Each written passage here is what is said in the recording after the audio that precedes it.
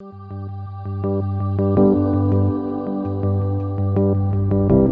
tarde, Pedro Dias. Boa tarde, Ricardo. Obrigado pela disponibilidade, obrigado pelo seu tempo. Obrigada eu e, mais uma vez, é uma honra poder participar nas comemorações dos 40 anos desta que também é a minha casa, o Instituto Politécnico de Setúbal. Muito bem. Uma vida, um projeto, é assim que se define. O que eu gostaria é que me explicasse o que é que isto quer dizer. Todos os seres humanos têm vários projetos na vida, uns com mais, outros com menos importância.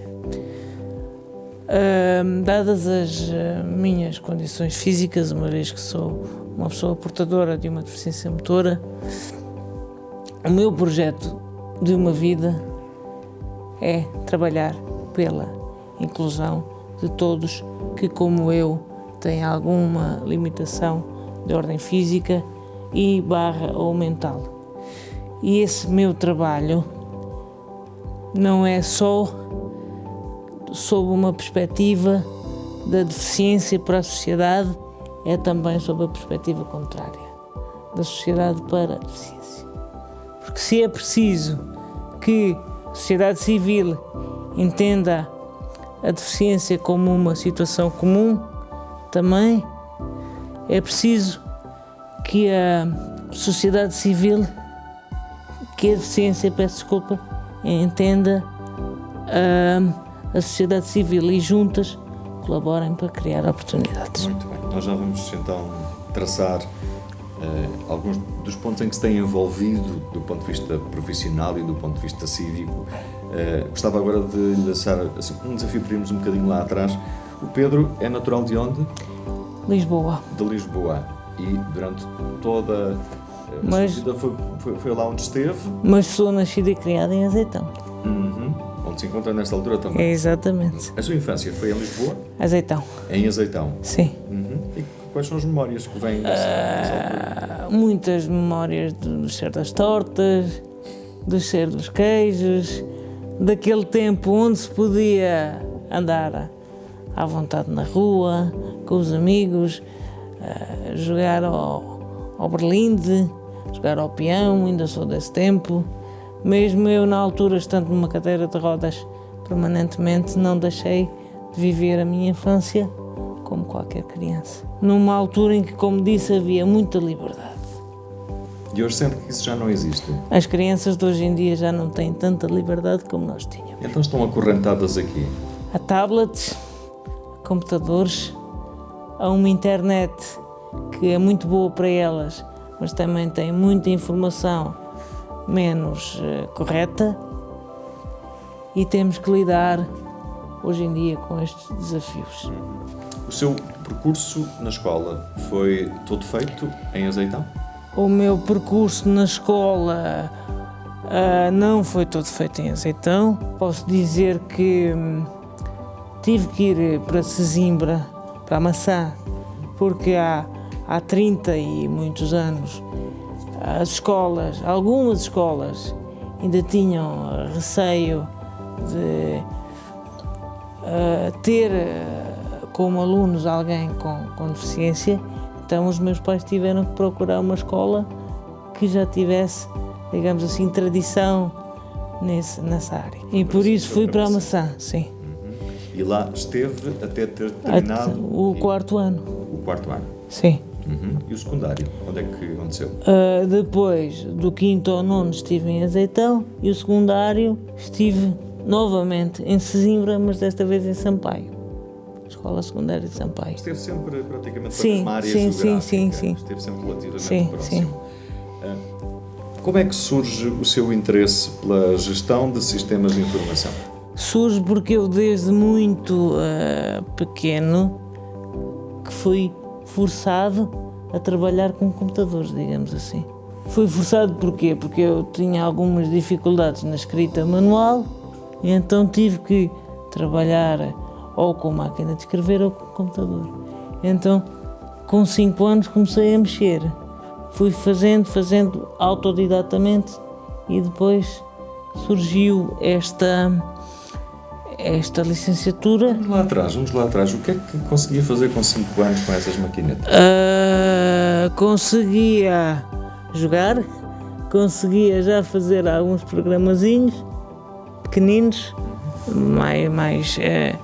dos mais simples possíveis, do género somar 2 mais 2, mas aprendi tudo autodidatamente. E 2 mais 2 dava sempre 4? Às vezes dava 22. Quando é que passou a dar 4?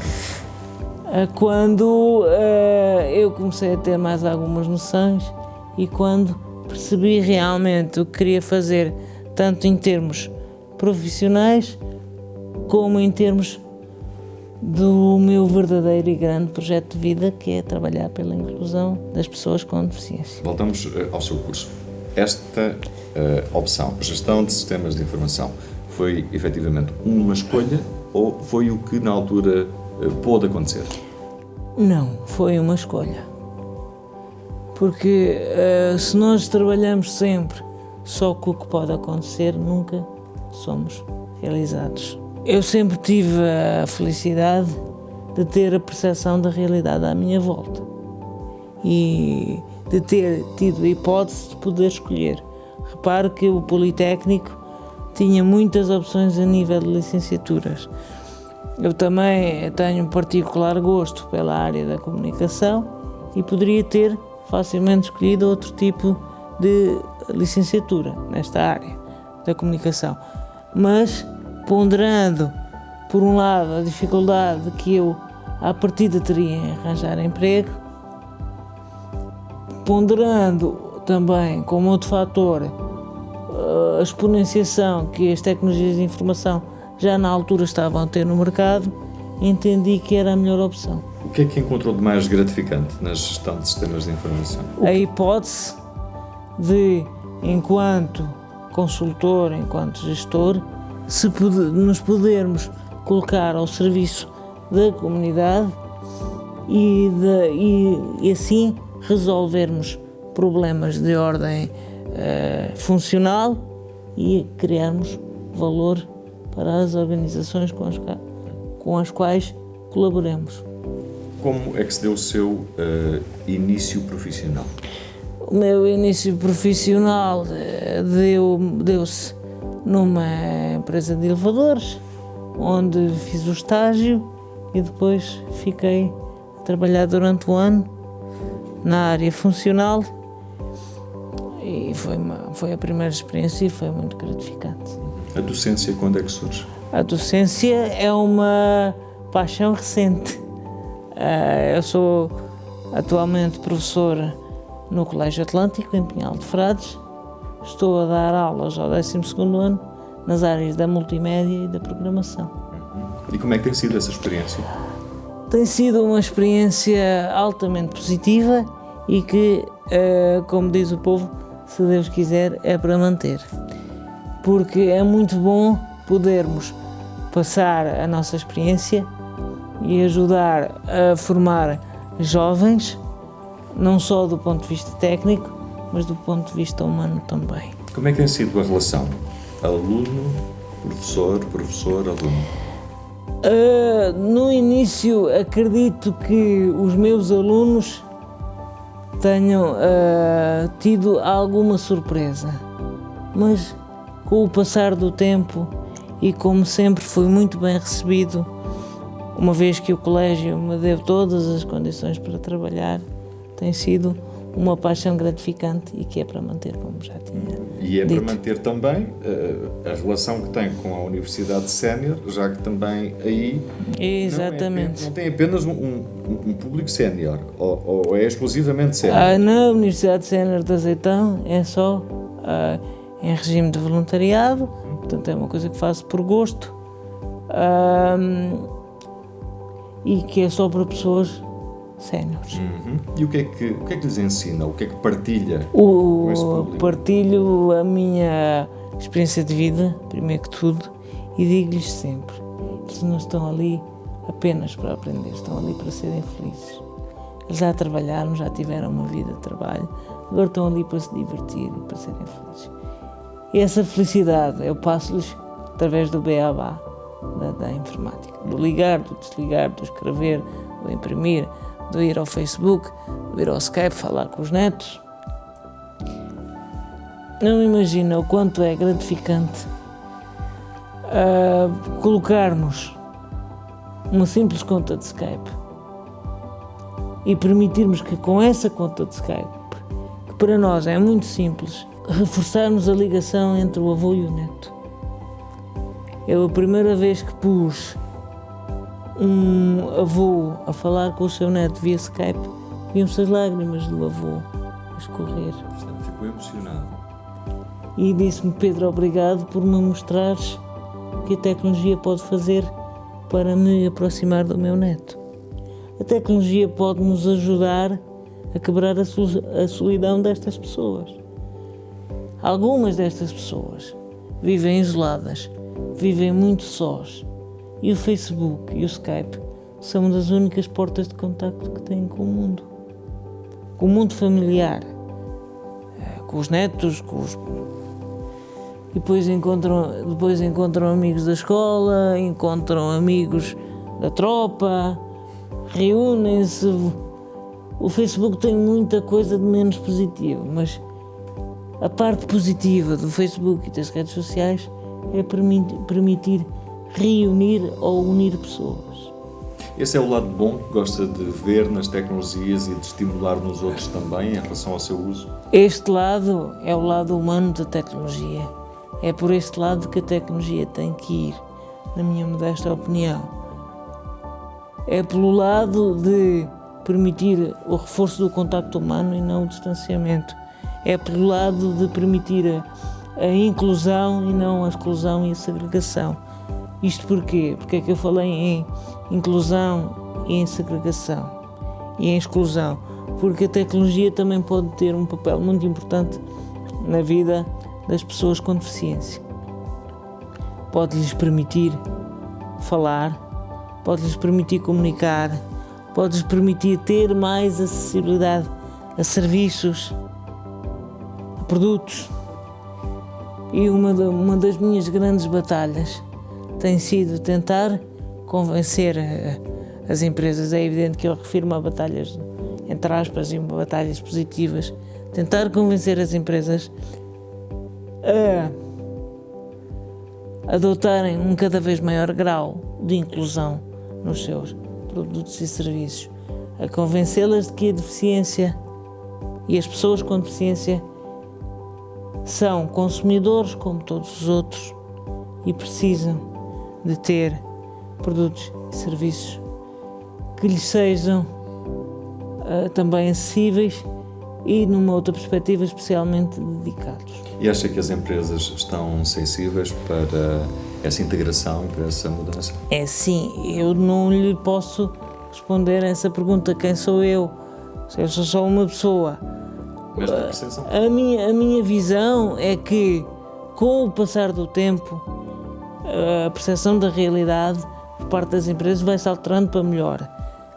Mas essa percepção só se altera com mais exemplos positivos, com mais pessoas com deficiência integradas na sociedade, que trabalhem, que tenham a sua vida, porque o paradigma só assim é que pode mudar. São vários pequenos Davides que podem ajudar a mudar o mundo. Nunca é só um. Já fizemos referência à sua experiência no ensino secundário, depois no polo oposto à experiência na Universidade Sénior, mas há também aí um parágrafo particularmente interessante, que é a experiência no Centro Social Paroquial de Pinhal Novo, onde tem também dado formação. Tive. Onde já esteve, exatamente. Onde deu formação a crianças dos 3 aos 5 e também a idosos. A idosos. Tem aqui públicos muito diferentes uns dos outros. Exatamente. Sim. Exatamente. O que é que se faz com públicos tão diferentes? Adapta-se a mensagem? Adaptamos o discurso e a mensagem, adaptamos os temas abordados, passamos o nosso conhecimento inclusivo e humano de formas diferentes. Enquanto numa criança pegamos ao colo e a pomos a fazer desenhos com o rato, num sénior muitas vezes limpamos as lágrimas e dizemos: que tem ali uma ferramenta que a pode aproximar do mundo. É outro tipo de colo. É, exatamente. Também precisam de colo, todos precisamos de colo. É isso? Exatamente. Aliás, já que fala no Centro Social, aproveito para referir que também, enquanto colaborador dessa instituição, fizemos a primeira parceria com o Politécnico no âmbito da criação de um projeto de empreendedorismo específico para pessoas com deficiência. O Empreender Social? Exatamente. Explique-me lá, que programa foi esse? A ideia basicamente era ajudar a pessoas com deficiência a criar pequenos negócios orientados ao autossustento. De imediato me lembrei das palavras do professor Armando Pires, que era o presidente do Politécnico na altura em que eu concluí a licenciatura e recebi o diploma, que diz mais ou menos isto: façam do IPS a vossa casa, continuem a apostar em nós para as vossas parcerias, partilhem connosco o vosso sucesso, porque também será o nosso.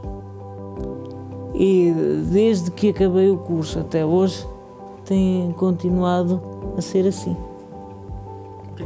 Em todos os projetos eu procuro de alguma forma envolver o IPS. O que é que considerou que foi mais marcante na sua passagem por esta casa? Posso dizer que marcante, talvez o ter-me procurado mostrar sempre aos outros, não pela minha dificuldade, mas pela minha capacidade. Recordo as palavras de um colega meu de licenciatura que referiu muitas vezes: o Pedro saiu do mundo dele e veio à conquista do nosso. Nós só tivemos que lhe abrir a porta. E acha que isso aconteceu, efetivamente? Sim, eu tive sempre uma porta aberta. Aliás, falando em inclusão, o meu primeiro agente de inclusão nesta casa, onde estamos, na Escola Superior de Ciências Empresariais, foi justamente a Tuna. Foi a Tuna que me acolheu, foi a Tuna que me mostrou os cantos à casa, a Real Trovantuna de Setúbal, a Tuna feminina desta casa, acolheram-me, mostraram-me os cantos à casa e fizeram-me acreditar que realmente era possível. Porque, quer queiramos, quer não, a vinda para a universidade é uma alteração de realidade. E uma alteração de realidade a muitos níveis. Essa alteração de realidade é por vezes mais profunda nas pessoas com deficiência, porque implica novas rotinas, novos hábitos, implica um abrir de horizontes, um libertar, um ter contacto com novas realidades. E às vezes nós precisamos dessa ajuda. A ajuda que eu tive aqui dentro, a primeira ajuda foi a Tuna. E sentiu-se sempre suportado? Sim, sim. Pelos professores, pelos funcionários, por toda a gente, o suporte foi sempre total. E nunca houve um olhar que eu pudesse dizer de diferença, houve sempre um olhar de inclusão. Muito bem. Dizia há pouco que já fazia algum tempo que não voltava a esta casa. Como é que foi esse regresso? Foi um misto de felicidade por continuar a ser reconhecido, por receber, desde que entrei a porta até que chegamos aqui à sala, cumprimentos de toda a gente, e por ver que de alguma forma deixei alguma marca positiva, porque senão não se teriam lembrado de mim e não me continuariam a considerar da forma que o fazem. E o facto de se terem lembrado de si, que eco é que deixou ficar? O facto de se terem lembrado de mim deixou ficar um eco de que realmente eu aqui não me formei só enquanto profissional. Também ajudei de alguma forma a formar todos aqueles que se cruzaram comigo, uns mais, outros menos, como é evidente, enquanto cidadãos mais inclusivos. enquanto cidadãos que, depois de se cruzarem com o Pedro Dias, compreenderam melhor a temática da deficiência e procuraram conhecê-la mais a fundo. Isto já tinha acontecido com professores meus em outros níveis de ensino, mas também aconteceu aqui. Muito bem. Pedro, foi um gosto tê-lo conhecido. Igualmente, muito Obrigado. obrigada.